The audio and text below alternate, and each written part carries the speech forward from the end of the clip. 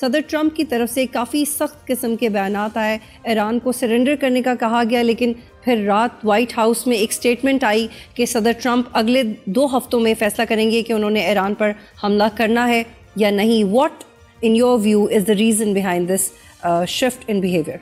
से जब आप फॉरेन पॉलिसी को डिस्कस करते हैं, स्पेशली ड्यूरिंग जंग के दौरान, जब जंग हो रही होती है ख़ित्ते में, रीजन में, जब आपके स्टेक्स ऑल टाइम हाई पे होते हैं, तो आपको स्टेटमेंट्स से ज़्यादा स्टेटमेंट्स के पीछे की स्टोरी को जानना बहुत ज़रूरी होता है।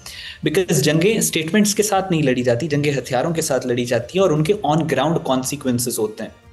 तो और स्टेटमेंट्स जो होती हैं, जो पब्लिक ऑफिसेस से आती हैं, वो जंग के दौरान इन्फो ऑप्स के लिए, साई ऑप्स के लिए ज़्यादा इस्तेमाल होती हैं।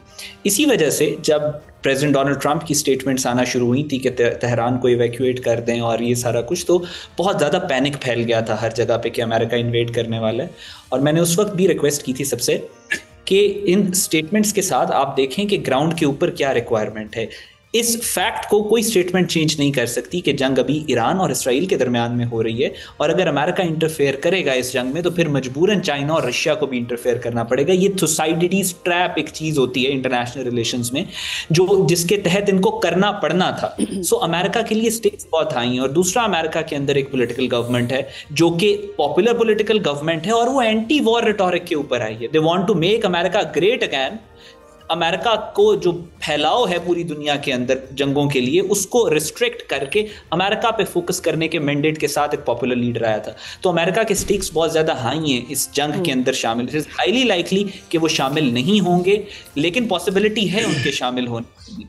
ज़्यादा पॉसिबिलिटी इस बात की है कि वो रिफ्रेन और रिस्ट्रिक्ट करके अपने आप को काम करेंगे। सो वो जो स्टेटमेंट्स थी वो ज़्यादा इन्फो ऑफ साइऑप्स था एज कम्पेयर टू जो रियल, जिसको आपको कहा जाता है कि जंग से पहले का ऐलान जंग जिसको कहते हैं। अहमद साहब, रॉयटर्स की एक अहम रिपोर्ट है जिसमें ये कहा गया है कि अगर ईरान में रजीम चेंज होती है तो इसके पाकिस्तान पर ज़्यादा बुरे असरात होंगे, जैशुल अदल और दीगर जहादी ग्रुप्स मज़ीद मजबूत होंगे। आप इस बारे में क्या सोचते हैं? जी देखें, अभी सारे हाइपोथेसिस हैं। ईरान में रजीम चेंज कराना एक तो पहले इतना सिंपल है नहीं, और ये सारे हाइपोथेसिस के ऊपर बात चल रही है।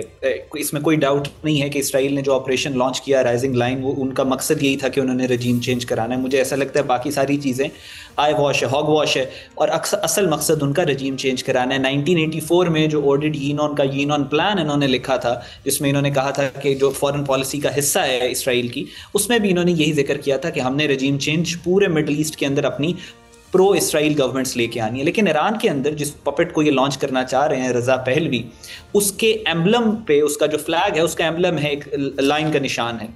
उसी कॉन्टेक्स्ट में इन्होंने ऑपरेशन राइजिंग लाइन रखा है। लेकिन रजीम चेंज होने के बाद क्या असरात होंगे खित्ते में, वो डिपेंड करता है कि रजीम, इस रजीम के मुकाबले पे कौन सी रजीम आएगी। पहला सवाल तो ये, क्या इसराइल कामयाब होगा रजीम चेंज करने में या नहीं। इस बात के ऊपर इवन फ्रेंच जो गवर्नमेंट है उसका बड़ा सॉलिड बयान है कि रजीम चेंज करना ईरान में इतना आसान नहीं है, उसके कॉन्सिक्वेंसेस दूर रस हो सकते हैं। और अगर कामयाब हो जाते हैं ये रजीम चेंज करने में, तो फिर डिपेंड करता है कि रजीम कौन सी है, और वो रजीम फिर डिसाइड करेगी कि पाकिस्तान के लिए वो बेनिफिशियल है, पाकिस्तान के लिए बेनिफिशियल नहीं है, क्या है क्या नहीं है। तो बहुत सारे हाइपोथेटिकल सवाल हैं। आमतौर पे आजकल जो रिपोर्टिंग हो रही है, मैं वही आपसे अर्ज कर रहा हूँ कि वो इस वजह से उस हर रिपोर्टिंग का एक कोई ना कोई बेस बना दिया जाता है कि पाकिस्तान को या किसी और मुल्क को कोई ना कोई साइड लेनी पड़े, या कोई ना कोई अमेरिका के साथ हो, कोई इसराइल के साथ हो, कोई ईरान के साथ हो।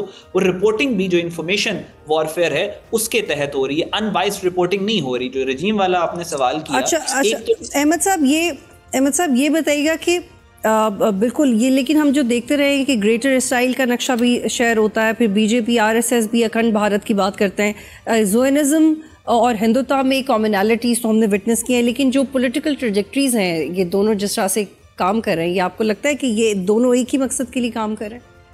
सेम फुटप्रिंट है। और पाकिस्तान को तो अभी ईरान के अंदर जो गवर्नमेंट और जो रजीम इस वक्त चल रही है, वो पाकिस्तान को उसके साथ किसी किस्म का कोई इशू नहीं है, और हमारे बहुत ब्रदरली फ्रेंडली रिलेशंस हैं। लेकिन इसराइल का जो ग्रेटर इसराइल प्रोजेक्ट है और जो हिंदुत्व का ग्रेटर इंडिया प्रोजेक्ट है, जहाँ पे हाइपोथेटिकल बाउंड्रीज ग्रेटर इसराइल की ख़त्म होती हैं, वहाँ से हाइपोथेटिकल बाउंड्रीज ग्रेटर इंडिया की शुरू होती हैं। सो ये इतना ज़्यादा इंटर रिलेटेड है आपस में। मैं पॉइंट आउट कराऊंगा जो डेविड बिन गुरियन पहले इसराइल के जो प्राइम मिनिस्टर थे, उसकी स्टेटमेंट 1967 के जूइश क्रॉनिकल में छपी थी, जिसमें उसने कहा था कि हमें पाकिस्तान से अरबों से ज्यादा खतरा है और पाकिस्तान के बॉर्डर पे इंडिया मौजूद है, हमने इंडिया को यूज करना है कोवर्टली और ओवरटली पाकिस्तान को खुदा न खास्ता डिस्ट्रॉय करने के लिए। सब्सक्राइब करें और बेल दबाएं ताकि कोई खबर रह न जाए।